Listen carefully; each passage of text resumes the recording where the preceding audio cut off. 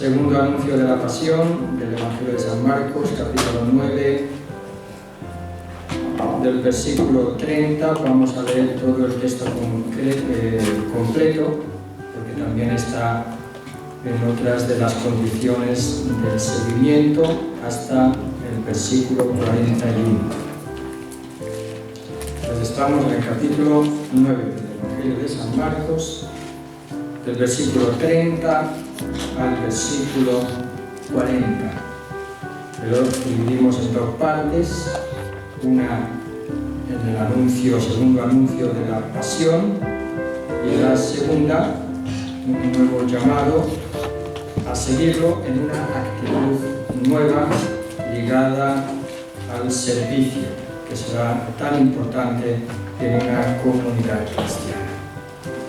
Entonces vamos a prepararnos para escuchar este Evangelio. Siempre es bueno, antes de leer, que no lo leamos sin más, sino que lo preparamos y lo hagamos desde la oración, porque no es cualquier libro, como ya sabemos que estamos leyendo, es la palabra de Dios encarnada que viene a nosotros en su Evangelio, narrada en los Evangelios, en este caso el Evangelio de San Marcos. Y en el silencio tomamos conciencia de que sí, que es un momentito de oración para preparar nuestro corazón y nuestra mente para escuchar a Jesús.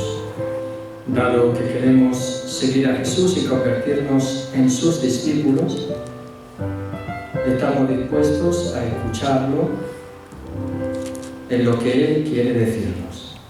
Para eso dejamos aparte lo que llevamos nosotros. Y en esta actitud le pedimos la gracia a nuestro Padre Dios para que conozcamos cada vez más a su Hijo Jesús. Para que en el don del Espíritu Santo, al conocerlo cada vez más, lo amemos, y para que amándolo lo sigamos. En el nombre del Padre, del Hijo y del Espíritu Santo. Amén. Evangelio de San Marcos, capítulo 9, versículos 33 a 41. Llegaron a Cafarnaúm y una vez en casa Jesús les preguntó: ¿qué venían discutiendo por el camino? Ellos se quedaron callados porque habían discutido entre sí cuál era el más importante de todos. Entonces se sentó, llamó a los 12 y les dijo: si alguno quiere ser el primero, que se haga el último de todos y el servidor de todos. Y tomando a un niño, lo puso entre ellos, lo estrechó entre sus brazos y les dijo: el que recibe a un niño como este en mi nombre, a mí me recibe, y el que me recibe, no me recibe a mí, sino al que me envió.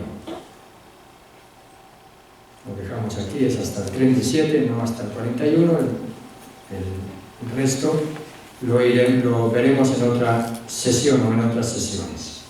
E invocamos al Espíritu Santo para que Él abra nuestra mente, para que abra nuestro corazón, para entender, comprender en el Espíritu esta palabra que hemos escuchado, para que nuestro corazón sea transformado por la palabra de Dios, Jesucristo, que quiere venir en el don del Espíritu Santo a nuestra vida.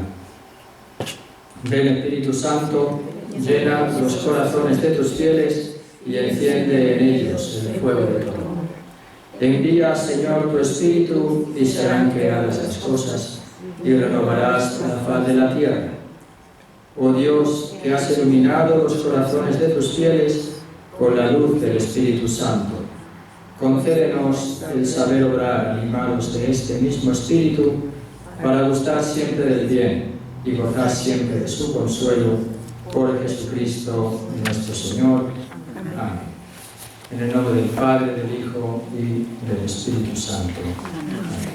Creo que nos quedamos en el versículo 31, si no recuerdo mal, Siempre es importante saber y no perder el horizonte en el que nos encontramos. ¿Y en qué horizonte, en qué contexto, mejor dicho, nos encontramos? El horizonte también, porque miramos, caminamos hacia una meta que es ser, y que nuestra vida sea un constante devenir como discípulos misioneros.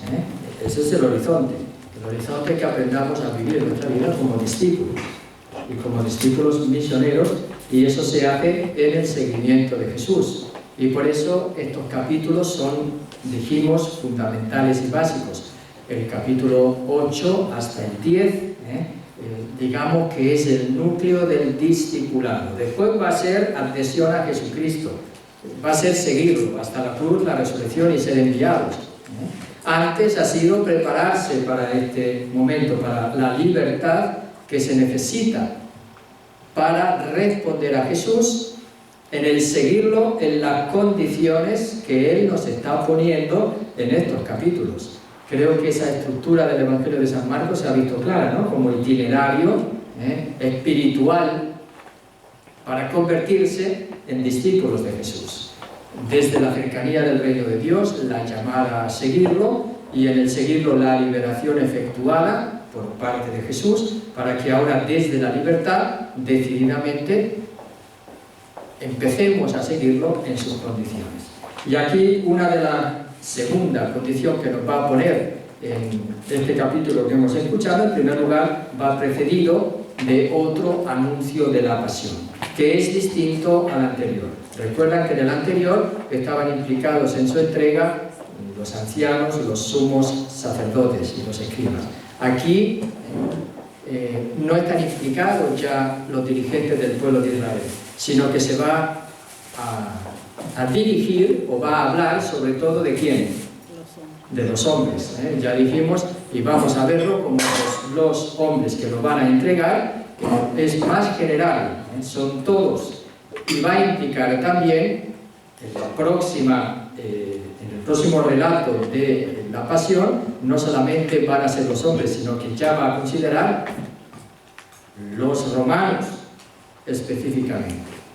O sea, entregarán en manos de Poncio Pilato, de los romanos. Y aquí tenemos ya la totalidad de la pasión. Los judíos, los hombres, que son los que no piensan como Dios, y los romanos. En definitiva, su pasión es, todos han entregado a Jesús a la pasión, pero a la vez también Él nos va a salvar a todos. Él va a entregar también su vida por todos. Al salir de allí atravesaron Galilea sin detenerse, eso sí ya lo hemos visto. Iban por el camino, por lo tanto, Jesús no quería que nadie lo supiera, ya hablamos de eso, ese no querer de Jesús, que nadie lo supiera, porque va a dar una enseñanza específica a los discípulos, porque iba enseñando a sus discípulos. Les decía, el Hijo del Hombre va a ser entregado. ¿Quién es el Hijo del Hombre? Al libro de Daniel, capítulo 7. Aquel a quien se le da todo poder, como un Hijo de Hombre que viene del cielo entre las nubes, y se le va a dar todo poder. ¿Para qué? Para elaborar el juicio. Y es un juicio que no solamente va a ser en favor del pueblo de Israel, sino que va a ser un juicio también vindicativo. Pero esta parte no la ponen los evangelios, porque su juicio, ya sabemos, que en el Evangelio de San Marcos va a ser. ¿Dónde sale en otro contexto el Hijo del Hombre en el Evangelio de San Marcos? Para que se vea que su juicio no es vindicativo, no es de venganza, sino que es un juicio de salvación y de perdón de los pecados. Que el Hijo del Hombre ha venido a perdonar los pecados. Para que vean que el Hijo del Hombre tiene poder para perdonar los pecados, en el contexto de la curación del paralítico, que es el contexto del perdón de los pecados. No me voy a desarrollarlo más. El perdón de los pecados, solamente Dios, solo Dios puede perdonar los pecados. ¿Dónde perdonaba Dios los pecados? En el templo. ¿Y cómo perdonaba Dios los pecados? Cuando los sacerdotes ofrecían los sacrificios de expiación. Jesús, al decir tus pecados te son perdonados, es ese Hijo del Hombre al que se le da todo poder para el juicio, pero su juicio no es vindicativo, ni de venganza de los enemigos del pueblo de Israel, sino que Él viene a ejercer su juicio en el perdón y la misericordia. Tus pecados te son perdonados. Para que vean que el Hijo del Hombre tiene poder para perdonar los pecados, a ti te digo, levántate y anda. Bien, entonces está en contraste también el Hijo del Hombre, que es aquel que realiza la plenitud de lo humano, va a ser entregado en manos de los hombres, que le darán muerte y a los 3 días de muerto resucitará. El Hijo del Hombre, si va a perdonar los pecados, ¿cómo va a perdonar los pecados? ¿Qué es lo que va a pasar con él? Vamos a leer lo que dice, ¿no? Va a ser en primer lugar entregado. ¿Entregado en manos de quién? De los hombres. ¿Y qué van a hacer con él? Le van a dar Lo matarán. muerte. Pero a los 3 días de muerto Resucitará. Ve que aquí surge también lo que se ha llamado el destino del Hijo del Hombre. Eso de los hombres también está ligado, y si vemos en el Evangelio de San Marcos, ¿quiénes son esos hombres que lo van a matar? Ya dijimos que podemos descubrir que esos hombres son los que no piensan como Dios. Y eso lo vemos en algunos relatos. Las tradiciones, ¿recuerdan? Las tradiciones. Ustedes enseñan tradiciones humanas y no el mandamiento divino. Son aquellos que piensan como los hombres. Se lo va a decir ¿a quién? A Pedro, después del anuncio primero de la pasión. ¿Qué le va a decir? Apártate de mí, porque no piensas como Dios, sino como los hombres. Por lo tanto, los hombres son aquellos que enseñan tradiciones humanas y se saltan el precepto divino. Por lo tanto, son aquellos que no piensan como Dios, sino como los hombres. Y esos hombres van a ejercer sobre Jesús una violencia tal que lo van a entregar para matarlo. El Hijo del Hombre, el hombre por excelencia, el que ha realizado, y aquel que piensa como Dios, es el Hijo del Hombre, va a ser entregado en manos de los hombres que no piensan como Dios. Y eso implica, o esa entrega, es una entrega que va a causar una violencia tal que va a provocar su muerte. Por lo tanto, estar o ser entregado en manos de los hombres, en comparación de ponerse en manos de Dios, dirá, prefiero, hay algunos textos que vamos a poner del Antiguo Testamento, donde se entrega a alguien y se le pone como alternativa. ¿Qué quieres? ¿Caer bajo la justicia de Dios o caer bajo la justicia de los hombres? Y la oración va a ser: Dios me libre de caer en la justicia humana, prefiero caer bajo la justicia divina, ¿verdad? Para subrayar esa agresividad y esa violencia que el hombre puede ejercer sobre los santos de Dios. Aquí desaparece en este texto la necesidad. Es necesario que el Hijo del Hombre sea. Es necesario, como en el primer anuncio de la pasión. No hay una alusión a la Escritura, porque quien lo va a entregar puede ser Dios el que lo va a entregar, o pueden ser otros hombres los que lo van a entregar. Cuando constituye a los 12, llamó para constituir a los 12, había uno que es calificado con este verbo, que dice, ¿cómo se llama? Judas Iscariote, que era el que lo entregó. Judas Iscariote, el verbo utilizado es el mismo que está utilizando aquí el Evangelio de San Marcos, que era aquel que lo entregó. Va a ser entregado en manos de los hombres. Judas fue el que lo entregó.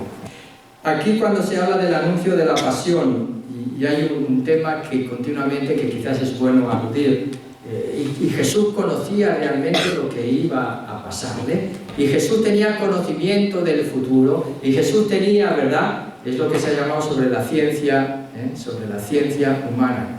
¿Cuál es el tipo de conocimiento que va a tener Jesús? Que algunos hablarían que Jesús tenía una visión, o la gozaba desde el inicio de su vida de la visión beatífica, o tenía una ciencia infusa o un conocimiento intuitivo. Pero la verdad es que cuando nos acercamos al conocimiento, a la conciencia de Jesús, difícilmente podemos saber o entrar realmente en ella, porque el ser de Jesús es único y no hay otro. Es un ser que viene o que tiene su identidad de la persona del Verbo que se hace carne, es decir, que asume la naturaleza humana en el hombre Jesús, en el seno, encarnándose en el seno de la Virgen María, y desde ahí también esa unión hipostática de las dos naturalezas, humana y divina, en la única persona, evidentemente sí le daba un conocimiento que ninguno en esta tierra puede tener, o le daba una experiencia auténticamente, no por eso menos humana, no por eso menos humana. En otras palabras, la plenitud humana de Jesús que se refleja en esta expresión de ser el Hijo del Hombre, nos está diciendo también que nosotros, en Él, siendo hijos, podemos tener también un conocimiento distinto cuanto más unidos estamos a su persona. No sé si me estoy explicando. Sí. Y a veces hablamos de la conciencia o el conocimiento que podía tener Jesús sin estar o sin vivir nuestra vida en unión con Él. No es fácil entender a Jesús solamente con la razón. A Jesús no se le entiende con la razón. A Jesús se le entiende con la relación con Él. A Jesús se le entiende dentro de las posibilidades humanas, en la relación con Jesús, en la oración. En el Espíritu Santo es la única manera en la que podemos acudir. Algunos toman estos criterios también para decir que los evangelios se escribieron después de la resurrección, porque Jesús no podía conocer antes lo que iba a pasar. O la destrucción del templo de Jerusalén, como Jesús predijo la destrucción del templo de Jerusalén, algunos dicen, pues el evangelio se ha tenido que escribir después de la destrucción del templo de Jerusalén. Es un poco racionalista, esa manera de verlo, un poco, no, bastante, o es pretender racionalizar y entender con la razón, o no aceptar y no acoger esa acción de Dios en la historia de la humanidad. No saber percibir cómo Dios actúa en la historia salvando a los seres humanos, sino pretender que la única manera que Dios tiene de actuar en nuestra historia es a través de las acciones humanas. No solamente. Dios actúa directamente en la historia, ya la creación es una acción continuada de Dios, manteniendo la creación. Dios actúa en los corazones humanos, evidentemente, y a través de los corazones humanos muchas cosas se realizan desde Dios, pero Dios actúa también en la creación. Y creo que esto es importante no perderlo de vista, porque si no empezamos a hacer elucubraciones racionales, nada más. No quiere decir que lo que pasa sea contra la razón, porque si admitimos el misterio de Dios en nuestra vida, tenemos que admitir que las únicas cosas que existen, que aparecen, o que actúan, o que entendemos son las que vemos, las que tocamos, las que experimentamos, las que demostramos científicamente. El paso de la fe es un paso que va más allá del mundo material, porque entra en el mundo del espíritu. Y el mundo del espíritu influye, cómo no, en el mundo material. Y en el orden del conocimiento, si Jesús es verdadero Dios y verdadero hombre, el que actúa, ¿quién es? Su acción, o sea, la acción es la persona. Lo que hace Jesús se atribuye a la persona. ¿Y cuál es la persona en Jesús? La divina. Por eso todo lo que hace tiene una dimensión universal. Pero al ser verdadero hombre, asumir esa naturaleza humana, Jesús nos engloba a todos. En Él todos estamos representados. Todos estamos llevados a Dios. En lo que hace Él, toda la humanidad. No sé si me estoy explicando. Al ser Dios, lo que hace es divino. Tiene un valor universal, que no se agota. Pero al ser, desde la naturaleza humana, tener una verdadera voluntad y libertad, en lo que hace nos lleva a todos. Es lo que decía San Irineo, que lo que no se asume no se salva. No hubiésemos podido ser salvados si Dios no hubiese asumido nuestra naturaleza humana. Pero al haber asumido nuestra naturaleza humana, nos salva porque es Dios y porque es hombre. ¿Por qué es Dios? Porque es el único capaz de salvar al ser humano, Dios. ¿Y por qué es hombre? Porque en su humanidad nos ha llevado a todos. Al asumir nuestra naturaleza, todos, nos ha salvado a todos los seres humanos. Cuando Jesús anuncia cosas, Jesús conoce, recuerdan que ya una vez también con la sirofenicia. ¿Qué le pasó a la sirofenicia? Le hizo dar un salto de fe, pero el mismo Jesús como que cambió su concepción, y ahí está esa naturaleza humana de Jesús, que también percibe cómo Dios actúa en las personas, ese conocimiento que Jesús posee, que hace que la sirofenicia dé ese salto de fe, más allá de lo que ella pretendía. Recuerdan el diálogo sobre los perritos, he venido para los hijos, pero también los perros tienen derecho a alimentarse de la migaja que caen de la mesa de los amos. Jesús le dice, yo he venido para los hijos, y eso es lo que Jesús ve desde su misión, lo que esperaba el pueblo de Israel, que el Mesías era para los israelitas. Pero esta mujer, al ver y al manifestar esta fe, Jesús ve cómo Dios está actuando también en ella y provoca esa reflexión, ¿no? Y es la fe la que ha hecho que su hija pueda ser curada. El Hijo del Hombre también es aquel que lleva en sí mismo la plenitud de la vida humana, el Hijo del Hombre. No solamente el Hijo del Hombre como un hijo de hombre del profeta Daniel, sino como aquel que realiza el proyecto de Dios sobre el ser humano. Hijo del Hombre como plenitud humana. Es aquel, es el único que ha realizado el proyecto humano en este mundo. Real, tal como Dios quiere que sea el proyecto sobre el hombre humano. Alguien que ha sido capaz de obedecer hasta la muerte y la muerte de cruz. En unión con la voluntad del Padre Dios. Se contrapone el hombre humano a ciertos hombres que no obedecen a Dios, sino que se oponen a Dios. Y esos que se oponen a Dios son los que van a entregar y van a poner los medios necesarios para eliminar a Jesús.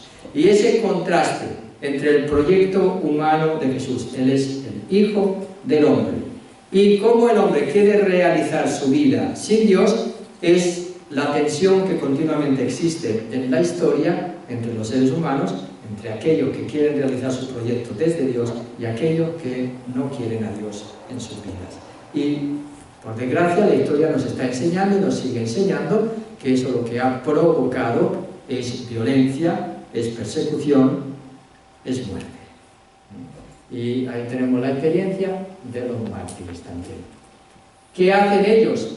Los que no piensan como Dios, sino que quieren mantener un estatus social, político, religioso, ideológico, van a sacrificar al hombre, con mayúsculas, que es el Hijo del Hombre. La ambición humana acaba con el hombre realizado según el proyecto de Dios. Por lo tanto, podríamos decir también que son los que se oponen, los hombres, al desarrollo humano. Se oponen al proyecto de Dios sobre el ser humano que Jesús está realizando en su vida y que con la cercanía del reino, predicando el reino de Dios, Jesús también está enseñando. En otras palabras, ¿qué está haciendo Jesús? Con su vida está realizando el proyecto del ser humano de Dios. Con su mensaje nos está enseñando cómo ser y llegar a ser plenamente humanos. Pero aquellos que no piensan como Dios, porque su mensaje lo comunica de parte de ¿quién? De Dios. Aquellos que no piensan como Dios van a acabar con el Hijo del Hombre. Se oponen a ese desarrollo humano que Jesús está llevando a cabo y va a ser entregado. Por lo tanto, Judas es el que lo entregó, también a Juan Bautista lo entregaron, después de que entregaron, empezó el reino de Dios, está cerca, o se acerca. Esta predicción de la pasión tiene la característica de que es la más sencilla, la más elemental, no tiene elementos añadidos, como las otras predicciones de la pasión. Y aquí entramos en otro discurso que a veces hay 3 predicciones de la pasión, ¿recuerdan? Eso lo he dicho. Hay 2 multiplicaciones de los panes y los peces en el Evangelio de San Marcos. La cuestión es, Jesús hizo 1, 2, lo dijo 3 veces, a lo mejor lo dijo hasta más de 3 veces. Seguramente lo dijo de muchas maneras, y lo dice también cuando dice, por ejemplo, que un profeta no es recibido en su casa. Él también se percibe como profeta no recibido en su casa. El destino de los profetas, ¿cuál es? La muerte. Él también, dentro de la predicción de la pasión, seguramente más de una vez lo dijo, en varios términos. O lo dijo con todos los elementos, o podía haber sido transmitido con las variedades pertinentes dentro de la comunidad. Ya dijimos que los discípulos, los evangelios, siendo fieles a Jesús, también eran creativos, según las necesidades de las comunidades, o las culturas, o la tradición. La tradición oral se expande en diversas líneas también, se añade y se quita, queda un elemento fundamental que no se pierde en ninguna de las 3 predicciones, pero en cada una de las predicciones hay detalles distintos que mantienen viva esa tradición oral, pero que se va adaptando y que le pueden ir añadiendo distintos aspectos que corresponden también a lo que Jesús ha enseñado. Ahí teníamos esa reiteración del hombre, el Hijo del Hombre, entregado en manos de hombres. Lo más normal es que Jesús con su mensaje fuese acogido, ¿no? Si Él presenta el proyecto de Dios sobre el ser humano, a los hombres que supuestamente tienen buena voluntad y desean conocer la verdad, acogerían el proyecto de Jesús. De hecho, hasta hoy, muchos admiran a Jesús por su mensaje, ¿no es cierto? Cualquiera es capaz de decir que no hay un mensaje más sublime que el que predicó Jesús y más humano que el que predicó Jesús. Entonces la pregunta es, ¿por qué no se acoge este mensaje? Se supone que el mensaje que Jesús comunica no es solamente un mensaje humano, sino que está diciendo también que Dios forma parte de la plenitud humana. Dios no está fuera de su mensaje, Él acerca y anuncia el reino de Dios, no anuncia una filosofía humana, no anuncia una ética humana solamente, no anuncia una idea, una ideología para desarrollarse como seres humanos, no, ni siquiera una psicología del bienestar humano. Jesús no anuncia un proyecto humano, sino que anuncia el reinado de Dios. Y eso implica que cuando uno acoge este reinado de Dios, se hace capaz de construir el reino de Dios. Ese reino de Dios tiene una dimensión también futura, de vida eterna. Él intentó, desde su amor, que todos acogieran ese reinado de Dios. Por todos medios lo intentó. Incluso cuando denunciaba, lo hace queriendo provocar la conversión. Sin embargo, no es acogido por los hombres, sino que va a ser entregado a los impulsos violentos de los hombres. Y ahí hay una incompatibilidad, vemos que hay entre los hombres que no piensan como Dios, los hombres que piensan como Dios. En Jesús hay una incompatibilidad, siempre será esa fricción, será ese choque, será ese enfrentamiento, donde quien sale perdiendo, ¿quién es? El que piensa como Dios. Y saliendo víctima de los impulsos violentos de los hombres. Padre, ahí cabe decir la palabra cuando dice Jesús que nuestras mentes están embotadas, por eso no entendemos, o no tiene nada que ver. Eso es continuo.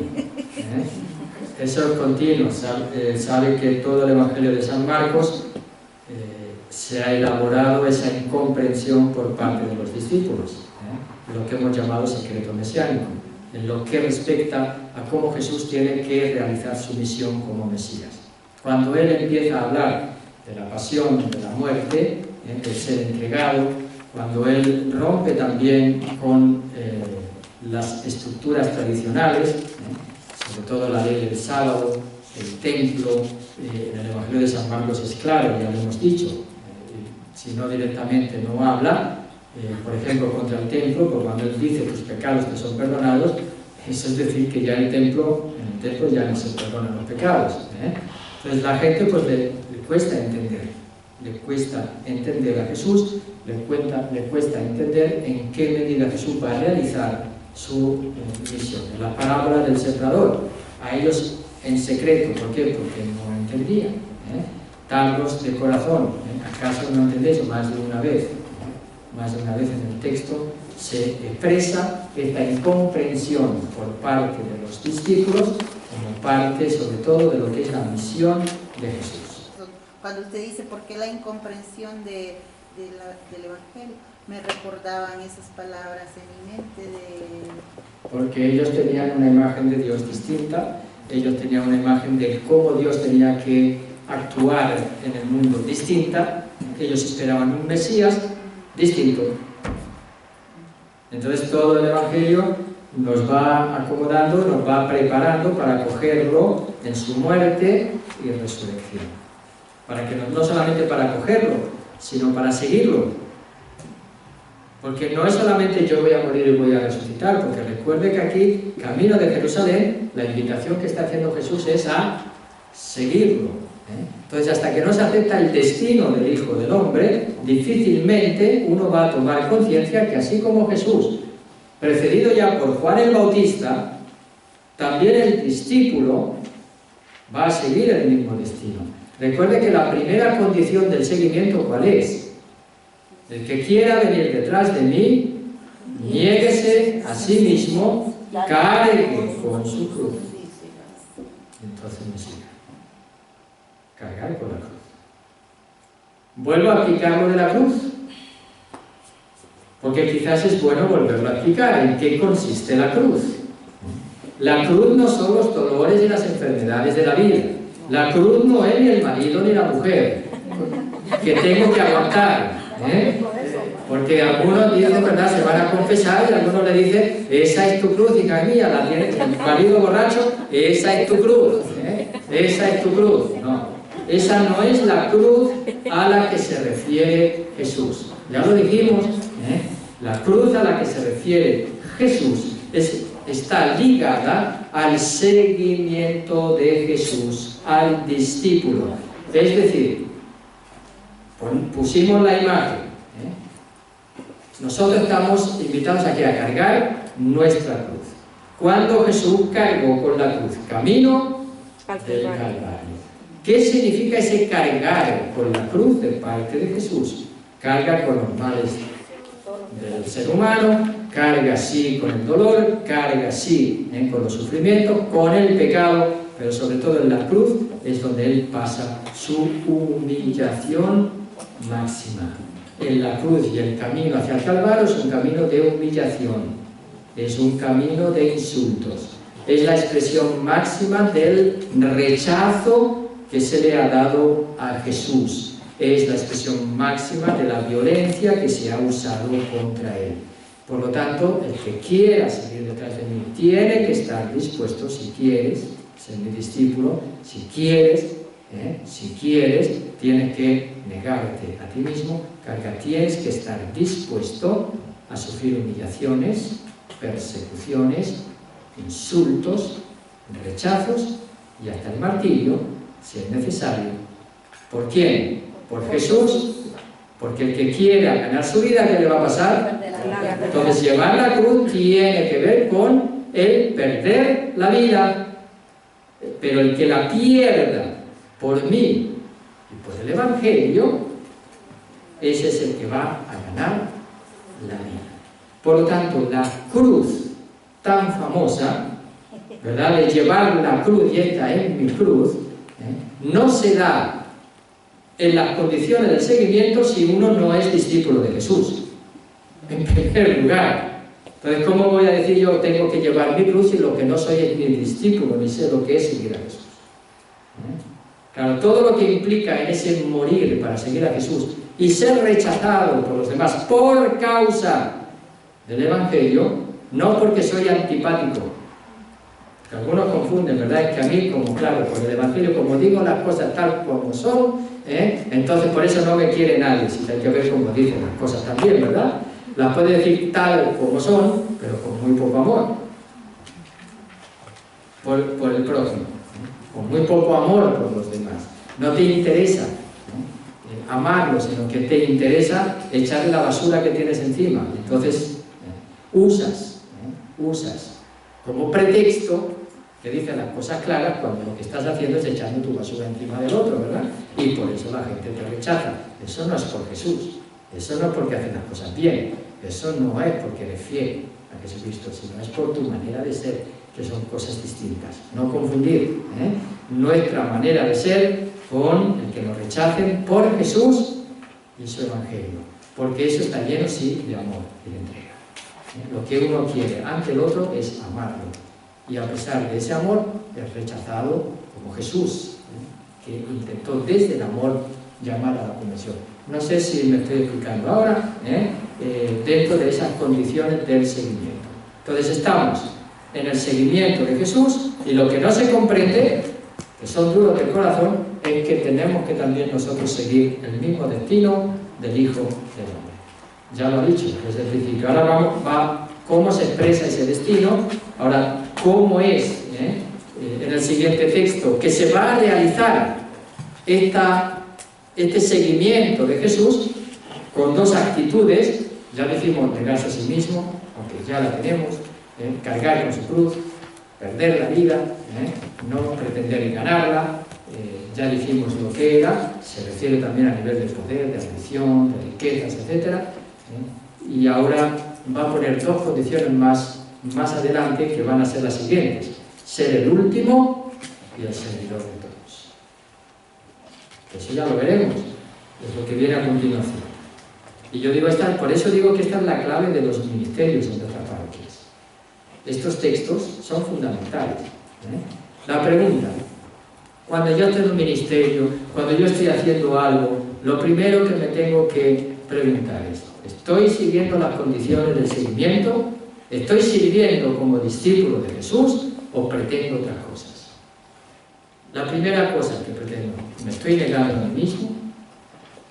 ¿Estoy sirviendo con esa abnegación necesaria para la entrega a los demás? Con generosidad. Eso es negarse a sí mismo. Pienso que lo que estoy haciendo es para los demás. No pienso que lo que estoy haciendo es ¿para qué? Para que me alaben, para que me digan qué bueno que soy, para que me reconozcan, para que me den las gracias, para que me aprecien, para sentirme yo bien. ¿Ves la diferencia entre servir de una manera y servir de otra? Porque si yo sirvo con la manera de la entrega y desde el amor, en cualquier cosa que me digan, ¿qué es lo que voy a pasar? ¿Qué es lo que voy a decir? ¿Me voy a pelear con el otro? Me voy a callar. Y voy a seguir trabajando con amor. Me voy a callar y voy a seguir trabajando y haciendo con amor. Eso es lo que, además de decir, mira, no me gustó mucho lo que me dijiste, pero eso no me va a impedir que yo siga trabajando, ¿verdad? Y que yo siga haciendo lo que... Porque no está mal decirle que no te gusta lo que te dice, no está mal. Pero también le puedo decir, pero no te preocupes, yo voy a seguir haciendo, que lo que lo estoy haciendo, a ver, lo voy a pensar, a ver qué me dices, bueno, voy a pensar a ver qué hay de verdad en eso que me dices, y después a lo mejor si yo tengo que cambiar algo, pues lo iré viendo. Bueno, son actitudes que me hacen tener otra manera de estar en el servicio, otra manera de estar.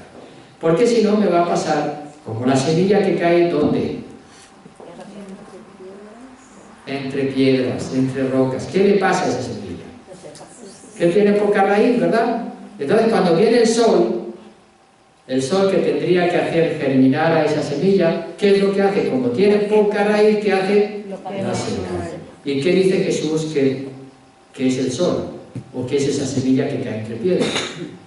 Es aquel que acoge la palabra con alegría, pero cuando vienen las dificultades, las persecuciones, las humillaciones, los rechazos por causa del Evangelio, entonces, ¿qué es lo que hace esa persona? Sale corriendo. Yo no voy porque siempre la culpa es del otro, ¿verdad?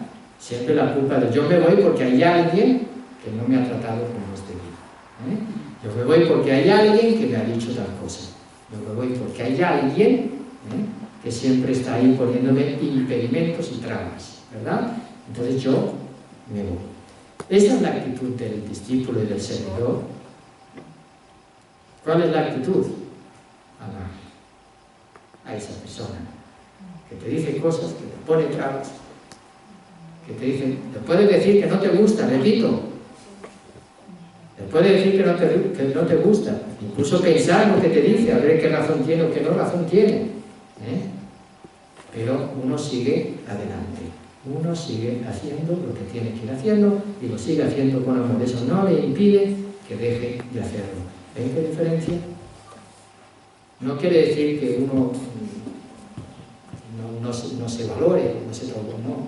Porque repito, a veces hay que decirle a la gente, pero un momento, a veces hay que darle, el sentido del humor es lo que más funciona en estos casos. Una persona realmente que vive este evangelio ante la dificultad se manifiesta como la más positiva con el sentido del humor. Pero positivo, ¿verdad? No el sentido del humor que usa la ironía para echar piedras al otro, ¿no? Porque hay algunos que con la ironía te pegan cada pedrazo.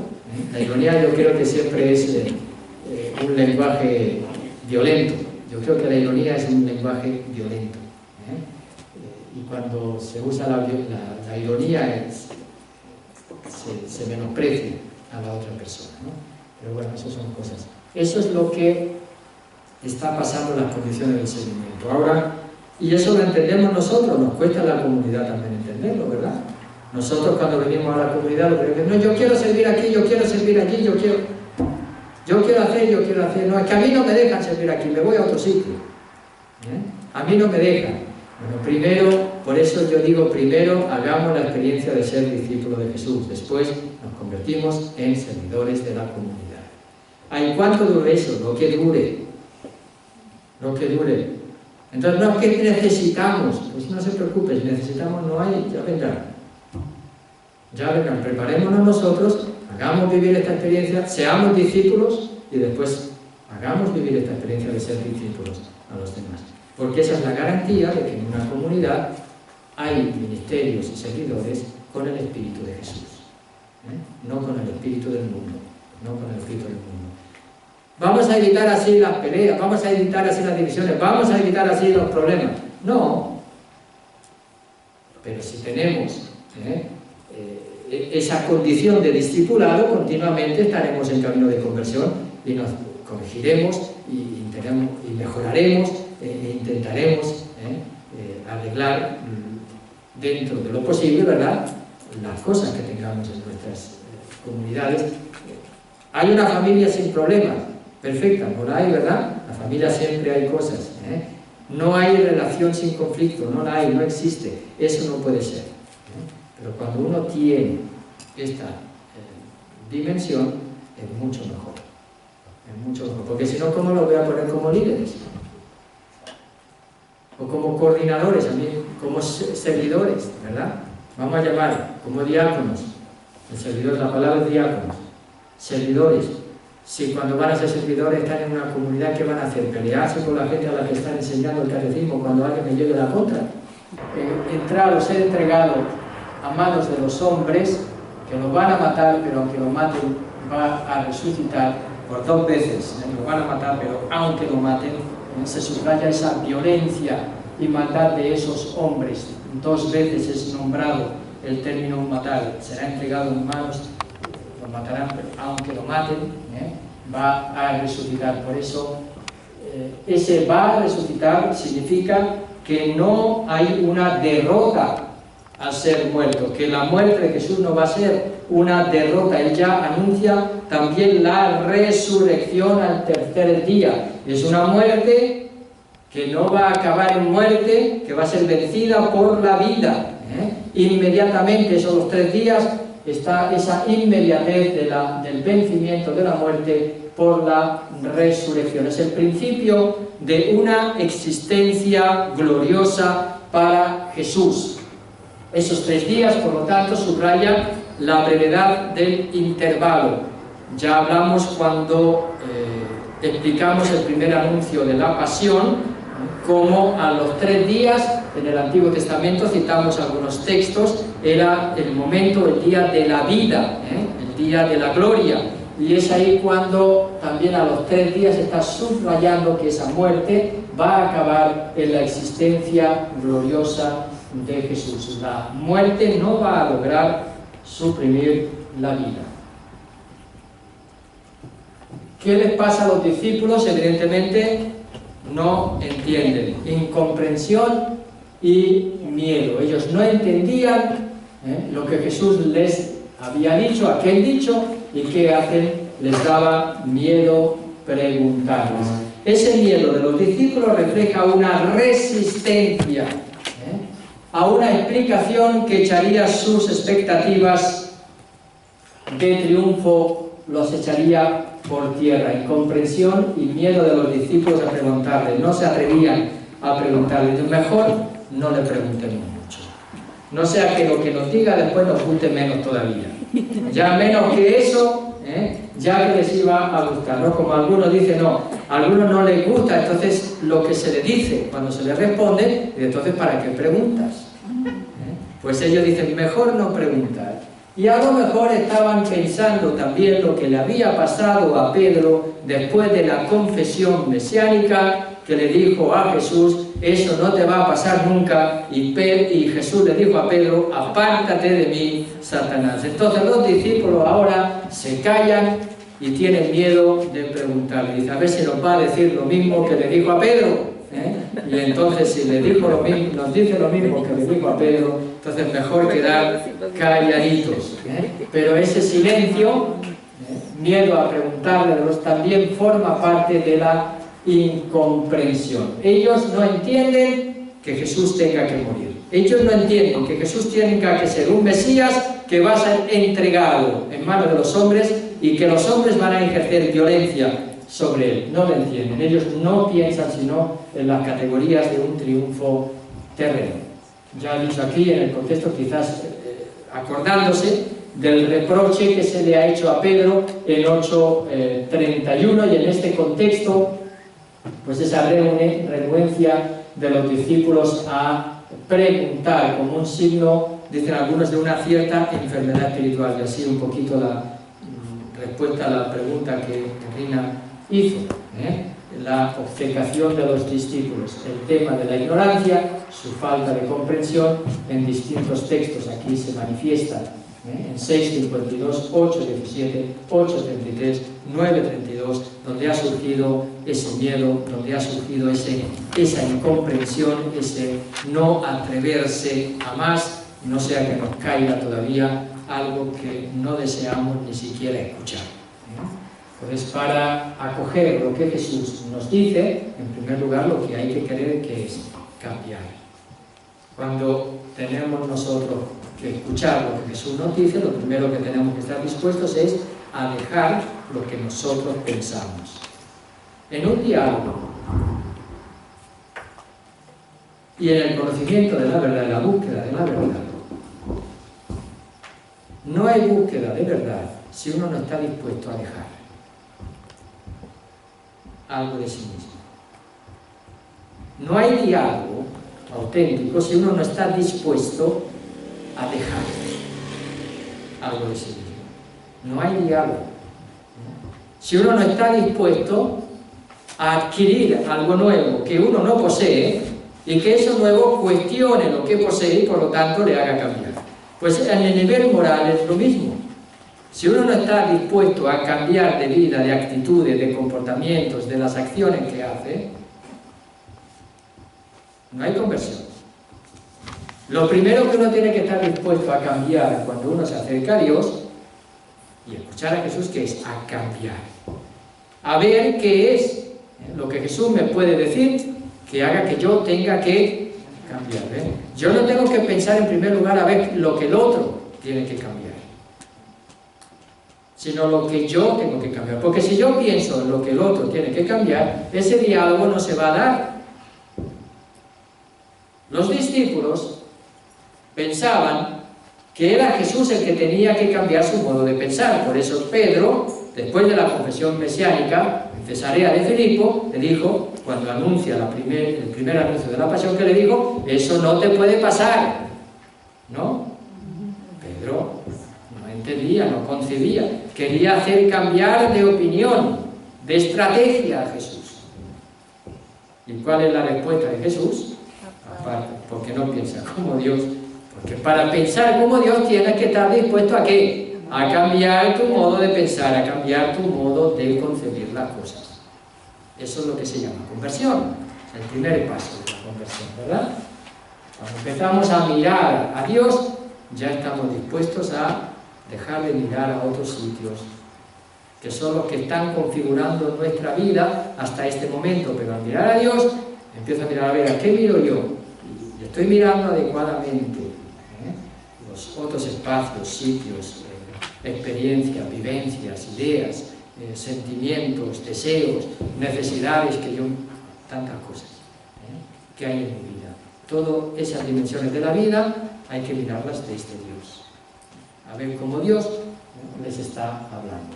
Por lo tanto, esa enfermedad espiritual, que parte del miedo al cambio de los discípulos, por lo tanto sí y no, se está dispuesto, pero no. Como el hombre o el papá del niño epiléptico, ¿recuerdan? Del endemoniado epiléptico, que le dice: sí, tengo fe, quiero, pero me falta. Pero me falta. Aumenta la fe, o dame la fe que me falta. Dame la fe que me falta. Queremos quizás cambiar, pero hay cositas que todavía no, hasta ahí no llego. Aquí esto no me lo pidas, esto ni se te ocurra hablar, esto ni me lo toques. De esta manera ni pensarlo, ni qué pensar de esta manera. A veces andamos así con Dios. No tenemos esa libertad de que si quiere venir detrás de mí, ¿qué tengo que hacer? Negarme a mí mismo, cargar conmigo. ¿Por qué? Porque el que quiera ganar su vida, ¿qué va a hacer? Perderla. Pero el que la pierda por mí, por el Evangelio, ese es el que la va a ganar. Nos falta esa libertad para seguir a Jesús. Se supone que ella nos ha liberado, o lo está haciendo continuamente, ¿verdad? Ahora se supone que nosotros tenemos que estar disponibles para... ¿Sí? Sí, estaba pensando que Jesús también fue rechazado, no solamente, ¿cómo podría ser?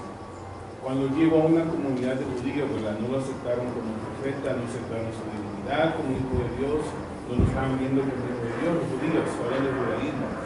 Entonces, porque pensaban que quizás ver a Jesús como hijo de Dios era una idolatría. Y vamos a lo que los judíos pensaban que, con lo mismo que lo tenían de sus leyes, que ellos querían seguir haciendo. Entonces, él llega a una comunidad, ¿verdad? Están los judíos, y no quieren ellos también cambiar su manera de pensar. Ellos quieren seguir con sus mismas costumbres, la manera como miran la fe, ¿verdad? Entonces, Jesús trae una nueva manera de ver pues las cosas, ¿verdad? Y a ellos no les gustó eso. Y por eso fue que lo entregaron también. No solamente los discípulos, sino que llega a un grupo que hay gente que no quiere cambiar tampoco. Entonces muchas veces la gente no quiere hacer cambios en la vida, quiere seguir con lo mismo quiere seguir con lo que estaba haciendo. Y habían comunidades, ¿verdad?, de judíos. Y Jesús llega y fue rechazado en ese aspecto también, porque él traía algo nuevo, era la restauración del reino del cielo, ¿verdad? La buena nueva. Ellos no lo miraban así porque ellos tenían ya su manera de hacer, seguían haciendo otras cosas, entonces para ellos fue un ataque a su manera de pensar. También ellos no querían cambiar. Entonces muchas veces Jesús les tuvo que hablar a ellos, no se quedó callado, ¿verdad? Tenía que él decir algo, también les contestaba a los ¿cómo se llama? A los fariseos, ¿verdad? No se quedaba eso, se quedó callado tal vez cuando lo estaban ya crucificando, pero él sí decía algo también, decía raza de víboras, blancos, él decía algo al respecto.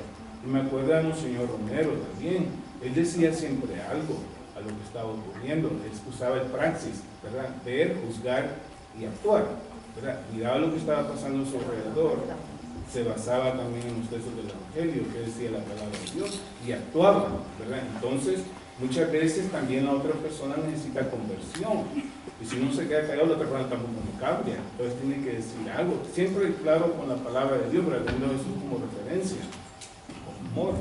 Entonces, es un dilema, ¿verdad? O se queda uno callado y muere, o también tiene que decir algo para que la otra persona también se salve, ¿verdad? También tiene uno que decir algo, por ejemplo, hay injusticia, favoritismos, luchas de poder, en las comunidades muchas veces. Entonces, mira uno tal vez, o las personas mira que hay mucha injusticia, tiene que decirse algo. Si no, la persona sigue haciendo lo mismo, tampoco no va a convertir, ¿verdad? Porque ellos miran, creo que la fe de diferente manera, y como lo hacían también los fariseos. Los discípulos eran los seguidores de Jesús, su pequeña comunidad, ¿verdad? Que él estaba formando, pero también dentro del contexto que estaban ellos, había también oposición y resistencia. Es que la cuestión es que el mensaje de Jesús no es indiferente. En primer lugar, de lo que él habla afecta a los intereses de muchos. No solamente afecta a los intereses de muchos, sino que Jesús empieza a tener la fama suficiente, la autoridad suficiente, como para amenazar, o para que se sientan amenazados en su postura, en su pensar, en su estatus actual. Entonces ahí es cuando empieza la dificultad. Porque si yo digo soy un don nadie, y lo que yo digo no le afecta a nadie, nadie se va a meter conmigo.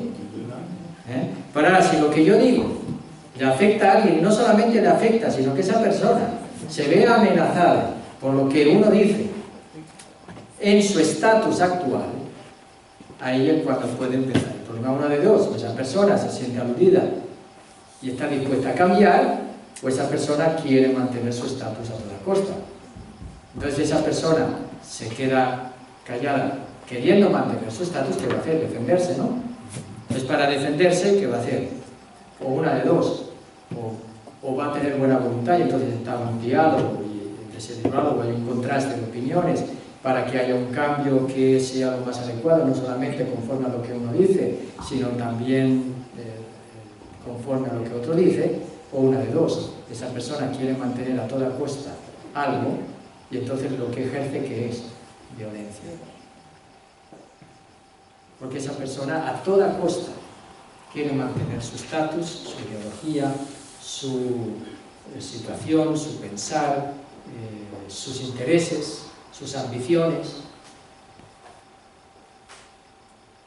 Por eso el decir provoca la violencia cuando la otra persona que recibe ese decir no tiene buena voluntad, sino que lo que quiere es autoafirmarse, no negarse a sí mismo, sino autoafirmarse.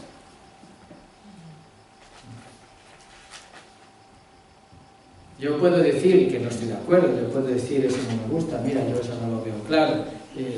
Se puede decir, eso no va en contra, no va en contra de que se pueda decir. La cuestión es cuando yo me mantengo en mis 13, porque eso es poder para mí, eso es ambición, yo estoy sacando ventaja, yo tengo intereses del tipo que sea, entonces esas personas son las que suelen actuar de una manera violenta. Y verán esas personas que siempre se ponen ante los demás entramando lucha de poder, no espíritu de colaboración, sino lucha de poder. Y si hay una autoridad, contra la autoridad. Eso suele pasar. Está ahí lo que le pasó a Jesús. Y es lo que le pasó a Jesús. Y Jesús lo va anunciando, y ya lo va viendo también. Bueno, aquí vemos este autor que dice: con el segundo anuncio de la pasión, Marcos tiene la posibilidad de enfocar aún más certeramente la actuación de Jesús hacia su final en Jerusalén. Ciertamente los discípulos siguen a su maestro, pero su postura interior se encuentra aún muy lejos. Siguen a él, siguen. No es que no lo sigan, lo están siguiendo a Jesús. No es que se hayan ido, no se han ido todavía. No entienden, lo ven difícil, le ponen contras, pero ahí siguen. Ahí siguen, ahí siguen. Entonces, lo que pasa es que su postura interior se encuentra aún lejos. Todavía no han aprendido a ser discípulos de Jesús. Interiormente se sienten alejados de lo que Jesús les está proponiendo como condiciones para el seguimiento. Por lo tanto, ese seguimiento auténtico se va a dar solamente cuando uno abraza conscientemente este camino que Jesús está proponiendo. Cuando yo ya entiendo que tengo que negar a mí mismo, que tengo que cargar con mi cruz, que tengo que perder la vida, y ahora va a venir más adelante, que tengo que ser el último y el servidor de todos, yo eso lo tengo no aquí solo, sino que lo tengo también aquí. Y en todo lo que hago, eso se va a convertir en mi examen de conciencia. Ahí es que algunos no sabemos cómo hacer los exámenes. Por eso digo que cuando Jesús entra en nuestra vida, la ventana de la habitación se hace cada vez más y empiezo yo a ver el polvo que tengo dentro. Pero lo tengo que ver desde Jesús. Si yo no me hago la pregunta, ¿me estoy negando a mí mismo como me dice Jesús? ¿O estoy a toda costa queriendo yo defender algo? ¿Estoy cargando con mi cruz? Es decir, lo que me viene y esta dificultad, ¿viene por mi fidelidad a Jesucristo o vendrá por mi manera de ser?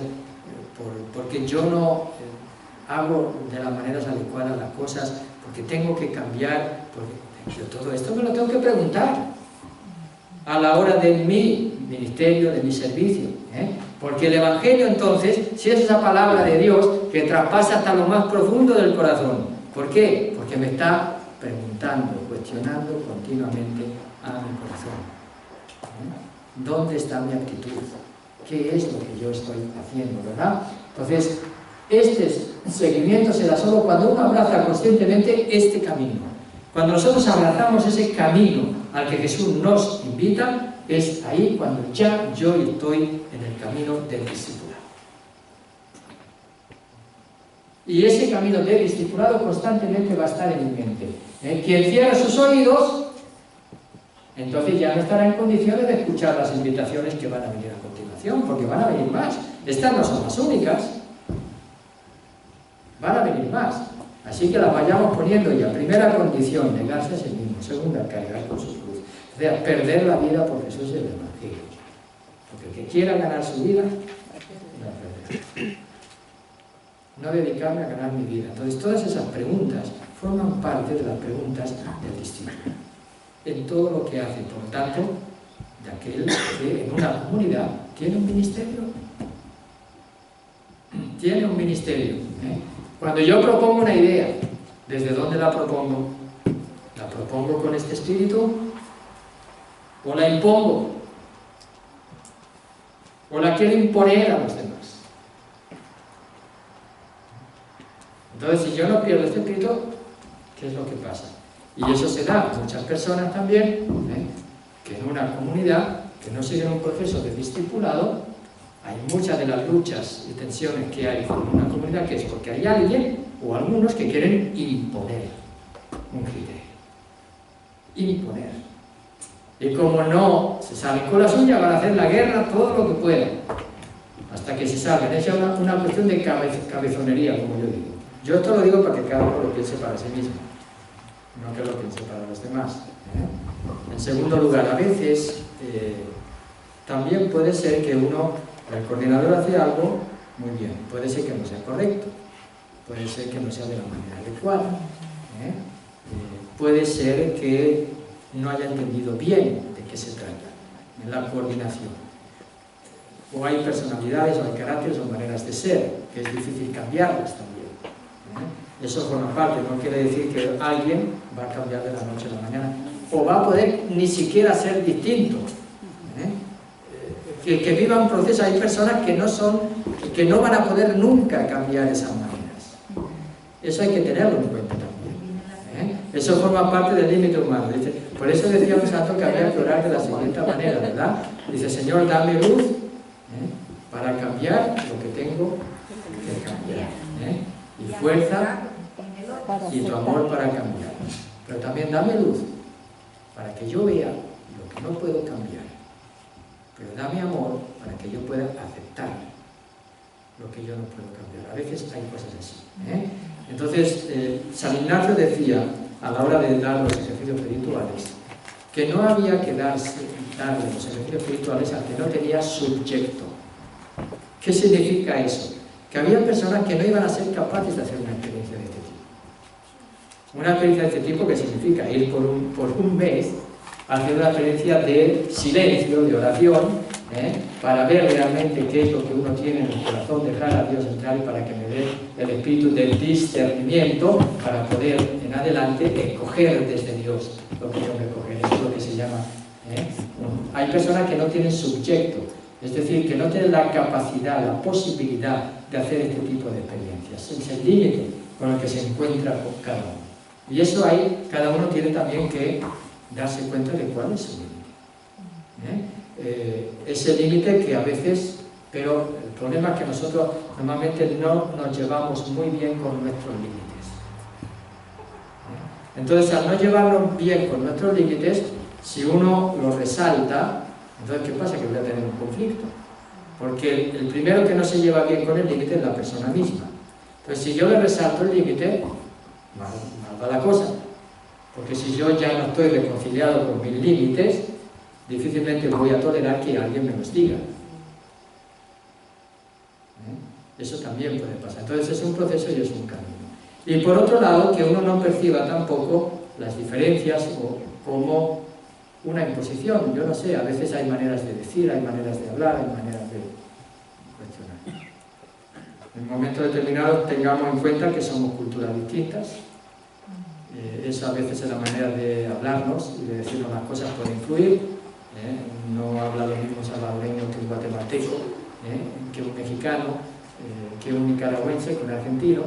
Y aquí tenemos modelos de todo, ¿no? Sí, pero lo importante es que a pesar que somos de diferentes culturas, las personas nos sabemos llevar y entender también, porque por Eso ejemplo, es lo mejor. si una palabra no la entiende, uno le pregunta qué quieres decir con esa palabra.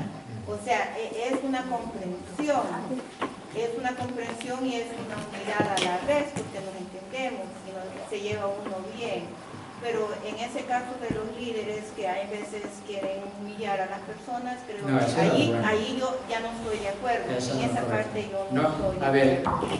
Jesús no nos dice que nosotros tenemos que humillar a las personas. Exacto, y de eso me refiero. Jesús nos dice que yo tengo que ser capaz de acoger la humillación, pero no la humillación por causa de Él, por causa de la justicia. Ya le he dicho, Jesús no nos está diciendo que no tenemos que decir lo que no nos gusta, lo que consideramos que está mal, lo que consideramos que está justo, como decía. No nos dice que no tenemos que decir eso. Sí hay que decirlo. Sí hay que decirlo, porque eso forma parte de la corrección fraterna, eso forma parte del caminar juntos, eso forma parte de una comunidad que en un conflicto intenta superarlo con el diálogo, ¿verdad? Pero tenemos que ir todos a la misma par, es decir, si no todos empezamos a meditar juntos y hacer lección divina con las condiciones del seguimiento, no estamos en la misma línea. Por eso tanto insistí yo en lo de las comunidades. Dije, este es el espacio donde vamos a reflexionar juntos, vamos a hablar. Y eso es lo que más me interesa a mí, que captemos el sentido del ministerio, del servicio, del discípulo misionero. El discípulo misionero tiene que adquirir unas actitudes en primer lugar. Y estas actitudes nos las está poniendo Jesús en este Evangelio de San Marcos, en estos 2 capítulos. Todo el camino que hemos hecho durante 7 años, algunos dirán 7 años, pero los que me escuchen por primera vez, llevamos 7 años, y ni siquiera es el proceso de liberación. El proceso de liberación que lima esas susceptibilidades, que tiene que limar costumbres, tradiciones, maneras de pensar, maneras de sentir, maneras de ver a Dios, de ver a los demás. Eso significa, ese es el proceso de liberación interior, de sanación. Todo lo hace en el Evangelio de San Marcos en esos 8 primeros capítulos, en la llamada. Pero ahora nos dice ya, ahora se trata de seguir. Ese proceso se va dando. En la espiritualidad se llama de 2 maneras, vamos a decirlo así. El primer proceso de encuentro de la vida espiritual es el proceso de la purificación. La purificación. ¿Qué significa la purificación? Que uno tiene que pasar de la vida de pecado a la vida de la gracia. Y el pecado está provocado por un montón de situaciones, de realidades, de relaciones que han generado en mí heridas. El pecado no ha pasado indiferente por mi vida, sino que me ha dado a mí estructuras psicoafectivas, estructuras emocionales, estructuras de pensamiento, estructuras de visiones, estructuras de inclinaciones, de hábitos, todas esas estructuras. Eso es lo que se llama el primer proceso, que es la purificación. En el Evangelio de San Marcos se ha expresado con ese Jesucristo expulsaba los espíritus inmundos, Jesucristo curaba enfermos, Jesucristo perdona sobre todo que los pecados, Jesucristo te cambia la visión que tienes de Dios, que tienes de la manera de relacionarte con Él, el ayuno, el sábado, el vino nuevo, que no puede echarse, ¿recuerda? Con la figuración. Bueno, pues ahí tenemos ese periodo de purificación. Muchos no pasan por ese periodo. Y eso es lo que implica no dar el paso. Siguiente paso. Es el segundo paso. El segundo paso es el iluminativo, la iluminación. La iluminación es que empezamos a comprender por dónde va Dios. Empezamos a no pensar ya como los hombres, sino que empezamos a pensar como Dios. Y eso es lo que Jesús, y eso lo vamos a realizar en el seguimiento, en el discipulado. Es una iluminación del Espíritu. Empezamos a entender qué es lo que Jesús quiere de nosotros y cómo lo quiere de nosotros. ¿Por qué? Porque el periodo de la purificación, Dios nos ha habilitado con ese periodo, que es también perdón, sobre todo de los pecados, a poder darnos la libertad que necesitamos, la disponibilidad interior para seguir nuestros convicciones. El tercer paso después ya será el unitivo. El unitivo, ¿cuál va a ser el paso unitivo? El que ya no solamente estamos dispuestos, sino que ya estamos viviendo nuestra identificación con Él. Vamos a decirlo de esa manera, su mismo destino. Estamos viviendo ya su mismo destino. Esos tres pasos no es que solamente viene uno, después otro y después otro. En un momento determinado en la vida se siguen mezclando, siempre estamos en procesos de purificación, de iluminación y de unidad, de identificación con Jesucristo. Pero esos pasos es lo que estamos recorriendo nosotros como discípulos. Ahora nos está llamando al seguimiento, nos está iluminando el Espíritu. ¿Para qué? Para ver con qué Espíritu tenemos que. Ahora nos vemos en el nombre del Padre, del Hijo y del Espíritu Santo. Te damos gracias, Señor omnipotente Dios, por todos tus beneficios, a ti que vives y reinas por los siglos de los siglos. Amén. Haz que sepamos ser tus discípulos y servirte en tus condiciones con la libertad que tú quieres darnos. Y danos las actitudes de este seguimiento para poder servir mejor a nuestra comunidad. En el nombre del Padre, del Hijo y del Espíritu Santo. Amén. Buenas noches. Buenas noches.